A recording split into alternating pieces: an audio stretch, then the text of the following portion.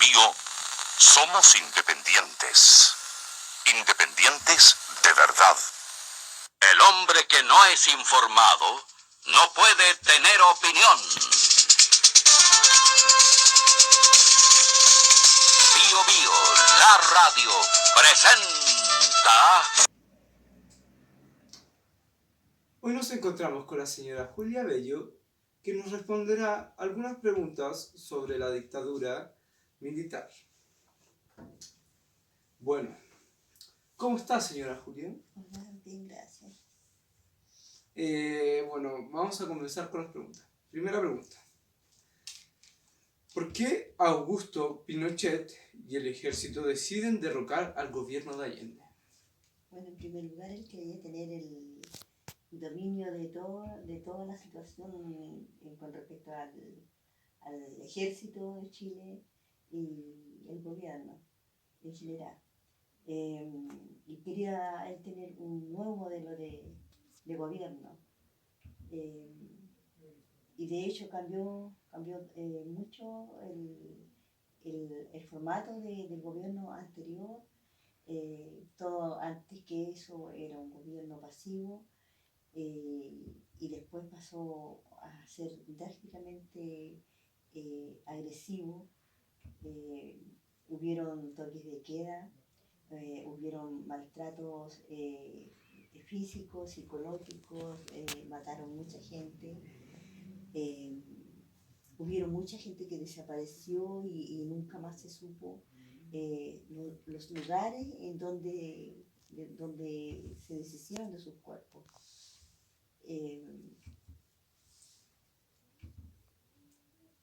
Bueno, siguiente pregunta. La detalle. Siguiente pregunta. ¿Cuáles fueron las razones económicas del golpe de Estado?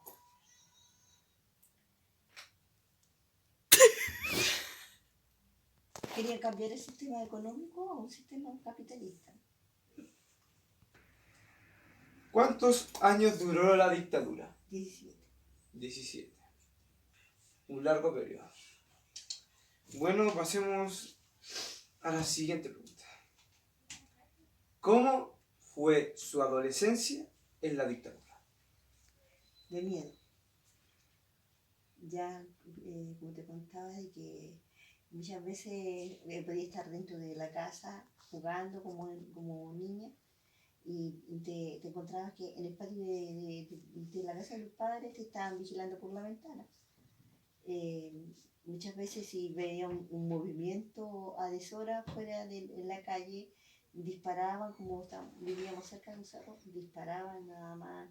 No le importaba si les daban, o sea, el objetivo era disparar al objetivo. Bueno, aparte de eso, igual se vivieron muchas injusticias. Fusilaron a nosotros siendo niños en el jardín de la casa, porque, por ejemplo, alguien tenía mala a un vecino y decía esos son comunistas, y resulta que con ese simple dicho le llegaban a fusilar o a hacer desaparecer a alguna persona. Así como te contaba, estuvieron a punto de fusilarnos siendo niña. Yo tenía en ese entonces unos 11 años y tenía un hermano, en ese momento tenía 4 años. A ellos no les importó de que eran niños, bebés, y No estaban dispuestos a disparar. Y en un momento cuando ya faltaba la orden de decir ya, alguien dice, esperen un momento porque la casa que buscamos está al frente. Entonces los militares marcharon hacia ese lugar. Se salvó, pero no salvaron. por un pelo. Bastante traumático lo que me cuenta. Bueno, vayamos a la siguiente pregunta. ¿Cuáles fueron las estimaciones sobre el número de víctimas durante la dictadura de Pinochet? Bueno, yo creo que el número de víctimas es muy difícil de saber la cantidad, porque hubieron Mucha gente sí, que se contabilizaron una cantidad enorme de ciudadanos chilenos, pero hubieron muchos desaparecidos que nunca se supieron dónde lo hicieron desaparecer. Que hubieron muchas personas que salían restos en la playa, pero no se encontraron todos los cuerpos que desaparecieron. Esto es muy fuerte lo que me está contando. Bueno, ¿usted en qué lugar vivía específicamente? Sí. Vivía en Coronel, en la 8ª región, zona minera. Eso. Pero el número de casa. No, es 61. Llovilo. Ahí vivía. ¿Llovilo 1 o Llovilo 2? 2. ¿Dos? Muy bien. ¿Qué fue lo más impactante que vio? No, yo creo que sí. Ese momento en que estuvieron a punto de fusilarnos, ese fue el momento más impactante. Porque yo, bueno, tenía 11 años, era Bastante joven. Claro, pero había hermanos más chicos y siempre el temor es por lo que les sean más chicos. Bueno, ¿sus padres participaban en alguna asamblea social? No, ellos eran religiosos y a pesar de todo eso, igual ellos no les importaba, igual se arriesgaban y cumplían con ir a la iglesia todos los días. Muchas veces los balazos les pasaban por los lados y no, igual. Dios los salvaba. Bueno, continuamos. ¿Usted cree que haya alguna similitud en el golpe militar y lo que está ocurriendo hoy en Chile? Todas estas marchas, todas estas movilizaciones masivas, todo este Chile despertó que ha pasado. Bastante, pero con la diferencia que la gente, especialmente los jóvenes, todos se han rebelado con más valentía para reclamar sus derechos.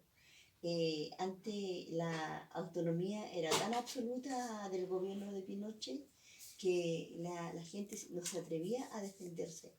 Pero ahora la gente ha actuado de una forma muy diferente y están todos más valientes y tienen claros los derechos que ellos necesitan recuperar o que el gobierno se los otorgue. Sí, porque ya en estos tiempos donde está el tema de las redes sociales, la gente se puede informar más, claro, se puede comunicar entre ellas para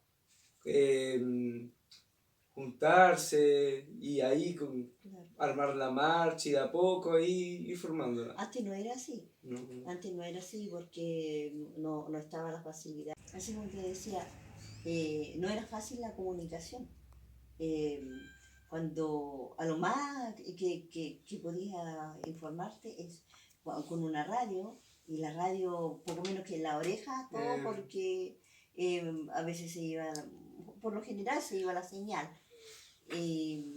Era eso el medio de comunicación porque que teníamos. De boca en boca yo creo que ese método no debió haber servido, porque capaz que ahí ya nos faltan los sapos que llegan y dicen no, ellos están confabulando contra la dictadura y llegan y balazo. No, mira, la verdad que todos los civiles tenían miedo.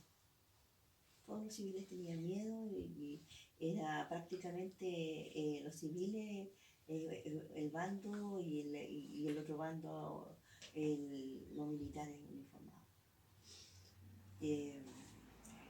Claro, ahora para todos los jóvenes, bueno, si se quieren juntar, si quieren hacer un cabildo, es fácil de mandarse un WhatsApp. Sí. Y antes no estaba esa tecnología, esa facilidad como para hacerse amigos, para juntar amigos, es todo diferente. Y también no tienen miedo. Claro, Eso es lo más importante. Eso es lo más importante en esos años. Que ya no le tienen miedo a nada. Toda la gente, fuera mayor o menor de edad, todos tenían miedo y más que miedo tenían terror. Porque ya, por ejemplo, si se decía el toque de queda es a las 8, No, ya aquí media hora antes En de las estos 8. tiempos ya no sirve el toque de queda. Ahora no, pues claro. Por eso en estos días se ha dicho mucho la frase Chile despertó. Claro, despertó porque era, como dijera, ha sido como una ola de abuso y todo Todo se fue acumuló y ya explotó la gente, ya no aguantó más. una bomba de tiempo. Sí. Entonces la gente, aunque se mantenga por muchos años en la ingenuidad o en la ignorancia, y hay un momento en que se despierta y ve todo más claro. Y se arma toda esta revolución que está Prácticamente hoy. sí, y lo más terrible de que el gobierno escucha, pero se desentiende, porque dan una respuesta positiva hacia ellos, pero no hacia el Sí. pueblo que reclama.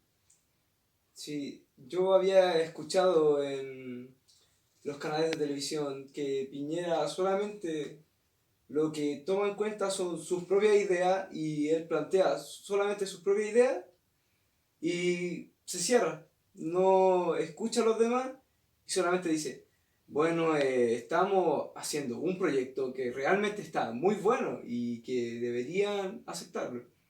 Es lo único que ha dicho al respecto sobre todo lo que ha pasado. Mira, yo con lo poco que lo he escuchado, bueno, en una ocasión escuché yo de que él había estudiado en Harvard, pero ahora pienso, ¿no será que como ha sido adinerado, eso no pagó su título? Porque yo, al ver que el tipo es un presidente, me lo imaginaba un tipo inteligente. Y yo prácticamente no tengo muchos estudios, pero me siento más inteligente que él. Creo que todos tenemos esa sensación.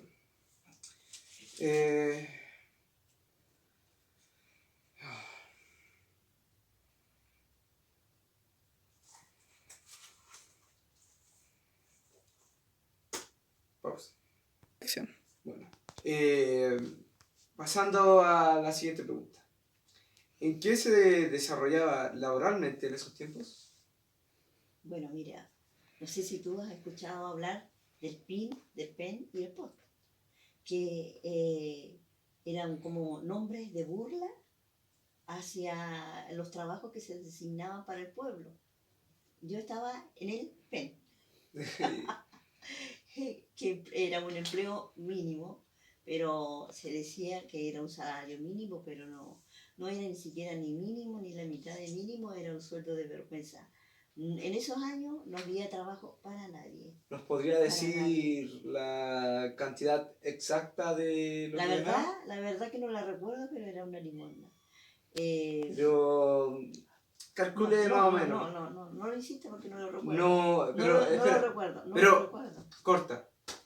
No, pues si te... bueno, te cuento de qué se trataba el trabajo.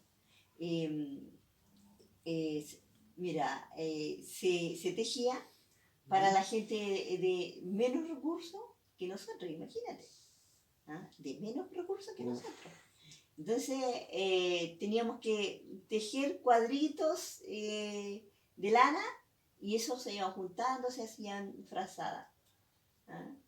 Pero cuando no nos mandaban materiales, teníamos que nosotros comprarnos con lo poco que nos entregaban y nosotros comprarnos nuestros materiales para estar haciendo algún tipo de trabajo, algún tipo de... Claro, en un momento cuando ya no quedaban recursos de los que ellos mandaban, teníamos que nosotros comprarnos nuestros materiales e inventar qué hacer. ¿Ah? Como dijera, se salía, me parece que eran las 8 horas que se trabajaba diariamente, se tenía un portero, había unas personas en la oficina que se creían a la raja porque trabajaban en una oficina y tenían el mismo sueldo que uno. ¿sabes? Era la nada, miseria. Todo era pura miseria. Cuando el general Pinochet, junto con su comitiva, se les ocurría ir a Coronel, nos obligaban a que teníamos que salir todos a recibirlo. Resulta de que había que recibirlo con carteles, cuánta cuestión, pero toda la gente era muy humilde y no tenían recursos. Así que no les quedaba otro que sacar papeles confort.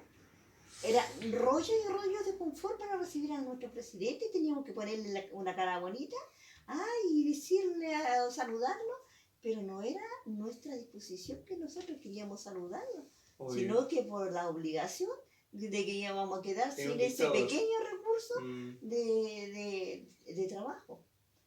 Y pasaban con su vehículo blindado, no lo veíamos para adentro, a lo mejor quizás ni era el presidente el que iba pasando.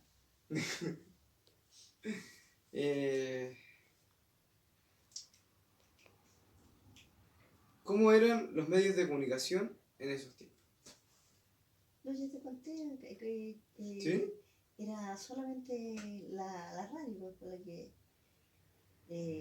por este medio de la radio nada más nos comunicamos. Ya, bueno, pasemos a la siguiente pregunta. Piense bien esto. Porque puede cambiar lo que se viene. ¿Qué mensaje de lucha les mandaría a nuestros jóvenes? Bueno, el mensaje que yo les mandaría a toda la juventud de que sigan luchando para defender sus derechos, ya que nosotros en esos años de dictadura no lo hicimos, por el hecho de tener mucho miedo. Y ahora la gente está todo más valiente, que aprovechen su valentía y reclamen, luchen por lo que necesitan, por los derechos que necesita cada uno.